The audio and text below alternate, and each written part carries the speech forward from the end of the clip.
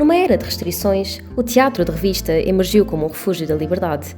Criado como forma de protesto contra o poder do Estado francês, a revista chega a Portugal em meados do século XIX, entrando em cena pela primeira vez em 1851. Mestre em estudos e curioso da área, Guilherme Filipe, ator, encenador e investigador de teatro, partilha connosco a sua visão sobre o teatro de revista. Resistência em cena, teatro de revista em Portugal.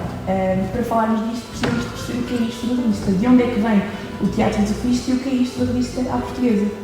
O teatro de revista surgiu em França, no século XIX.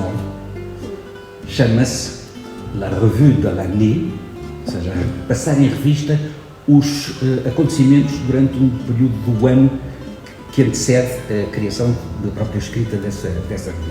E, obviamente, é um objeto de crítica social, de crítica literária, de crítica de tudo. Quando é importada para Portugal, é num determinado tempo histórico muito interessante e por causa da história da revista à portuguesa.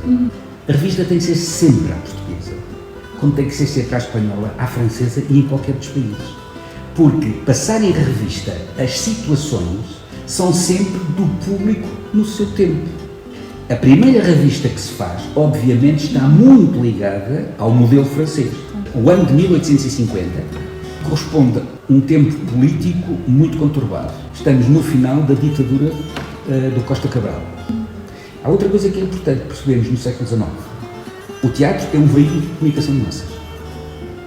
É o único veículo de comunicação de massas para além da imprensa escrita. Só que, enquanto a imprensa escrita exige que o destinatário saiba ler, no teatro, qualquer analfabeto sabe ouvir. E esse é um dos problemas para a censura. Um século depois, a mesma ideia é associada ao professor António de Oliveira Salazar no contexto de Estado Novo. Ideia esta que remete para a falta de literacia da população, o que não implicava o desconhecimento da sociedade em que viviam, já que o teatro de revista assumia um papel de consciencialização. Como é que era contornada a censura, se partia dos atores, se partia da redação, se partia de próprias estratégias e mecanismos que tiveram de surgir porque era necessário fazer as massas ouvir. Havia a primeira censura, que é o texto. O texto era enviado e os censores, o chamado lápis azul, cortava, emendava, dava sugestões. E depois voltava. E às vezes, nesta primeira fase, a peça era irrepresentada, porque eles tinham cortado tudo o que era importante. E deixavam aquelas coisas que não valia a pena levar à cena a peça, porque não fazia sentido nenhum. Na segunda fase, imaginemos que a peça teve poucos cortes, a peça é ensaiada e há um ensaio para a censura, já no fim. E a censura vai existir. E o risco era que a censura, naquele dia, podia, como aconteceu, dizer a peça não vai a cena sequer. E isto tinha sido um investimento financeiro enorme, fosse na revista, fosse em qualquer outro sítio. Portanto, para contornar este efeito, no dia do ensaio de censura, os atores desenvolveram uma técnica de dividir mal o texto. Ou seja, o que se representava é uma coisa que não fazia sentido nenhum. Era quase que desenvolver uma técnica absurda, de teatro absurdo, em que, como eles não entendiam rigorosamente nada, e por outro lado, dá-me a sensação que também não queriam passar por burros. Sim, está bem, não ouvimos nada que fosse. Pois é, mas no dia seguinte, quando fosse a estreia com o público, o texto estava bem dividido e passava a mensagem corretamente. Mas não ficava por aqui, porque durante a carreira de espetáculo, sem aviso prévio, podia aparecer um elemento da censura. E se não houvesse aviso prévio para os bastidores dizer que temos cá de repente podíamos arriscar de a peça ser censurada naquele momento e não ir à cena.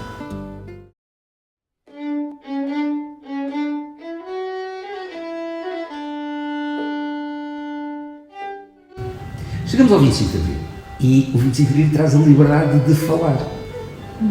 Mas de repente, naquela altura, falou-se. Ou seja, imaginem uma barragem que rebenta e que a água toda escoa. Mas até que ela escoa lentamente, de repente aquilo avassalou completamente toda a sociedade. E chegámos à conclusão, a determinada altura, que é como falar em liberdade. Nós tínhamos uma técnica de falar por subentendidos e pescadelas de olho, que de repente não há necessidade. Eu posso dizer tudo, portanto eu vou dizer. Pois, mas é que eu vou dizer o quê? Como é que eu vou dizer? Depois da Revolução nós temos duas vertentes, porque se politiza de tal maneira a cultura teatral. Temos uma esquerda muito marxista e depois temos uma direita muito conservadora, muito anti-marxista. Os do pró e os do contra. Preceito e um medalhão de Marx, que dá sempre bom efeito. Para o conjunto ser bonito e em traje de passeio, remato com um carrapito, com um cravo espetado ao meio. Levo um lencinho na mão, moda da esquerda graúda, e vou neste figurão para o Palácio da Ajuda. Portanto, tivemos, digamos, duas vertentes, uma elitista que se considerava que era trazer a modernidade dos palcos e os autores proibidos, e aquilo que se considerava politicamente interessante, e os outros que lutavam contra isso.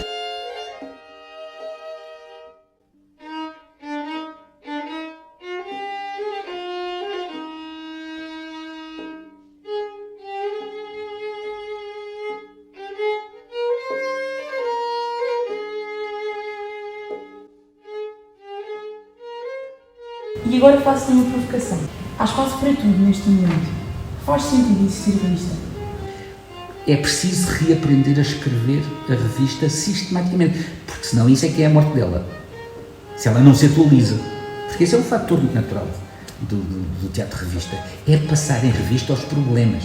A essência da revista, porque é que ela surge e o que é que ela é atuante, como consciência crítica, como oráculo dos mais pequenos, é que ela se mantenha atuante na sociedade. Portanto, a revista faz todo o sentido enquanto houver necessidade de crítica de situações. Este palco, onde a sátira e a liberdade se encontram, lembra-nos que, mesmo nas situações mais opressivas, o riso pode ser uma forma de resistência.